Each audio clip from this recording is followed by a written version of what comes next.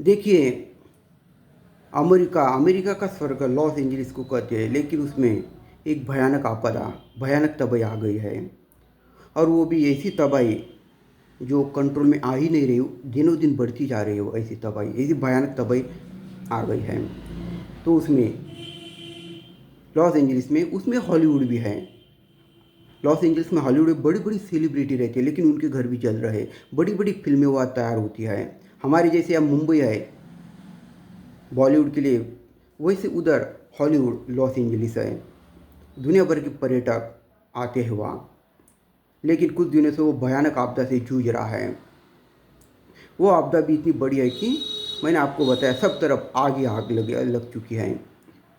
लेकिन fire fighter बुझाने की कोशिश कर रहे हैं, लेकिन इतनी ज़ोरदार हवाएं चल रही है तो आग बुझते बुझ नहीं रही है। 17,000 एकड़ में आग फैल चुकी है। 17,000 एकड़, सोचिए कितना बड़ा वो इलाका होगा। 17,000 एकड़।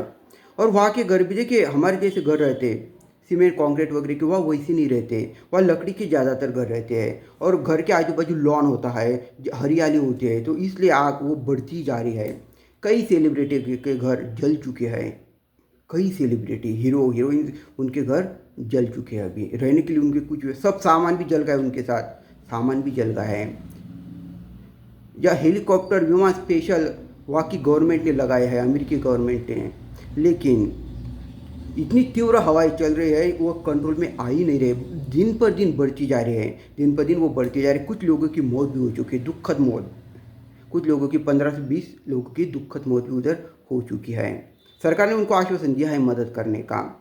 और देखिए दुर्भाग्य कैसा कि लॉस एंजल्स के आजू बाजू में कोई पानी का बड़ा स्रोत नहीं है, तो पानी इतने दूर से लाने के लिए बहुत ही मेहनत पड़ती है। और इसीलिए वो आग और भी ज़्यादा मुश्किल, भयानक त्रासदी होती जा रही है। तो अमेरिका सबसे बड़ी त्रासदी पर लड़ रहा है, संघर्ष कर रहा है। कभी इतनी इतिहास में इतनी बड़ी आग लगी नहीं। इतिहास की एक बड़ी अनोखी दर्दनाक घटना है।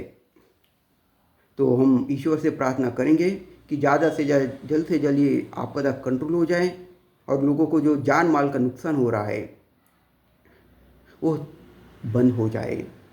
देखिए निसर्ग का कैसा खेल है। अगर निसर्ग से हमने ज़्यादा खेला तो अपना ऐसा रूप दिखाता है, तो हमारे से वो कंट्रोल नहीं होता। निसर्ग ही सबसे बड़ा वैज्ञानिक है, सबसे बड़ा चमत्कारिक है। सब निसर्ग है। तो इससे इसीलिए इस घटनाओं से बोध लीजिए और निसर्ग का सम्मान कीजिए, वरना ऐसी घटनाओं को हमें बार बार फेस करना पड़ सकता है। कीजिए ज़्यादा से ज़्यादा, ये अच्छी जानकारी कीजिए शेयर। धन्यवाद।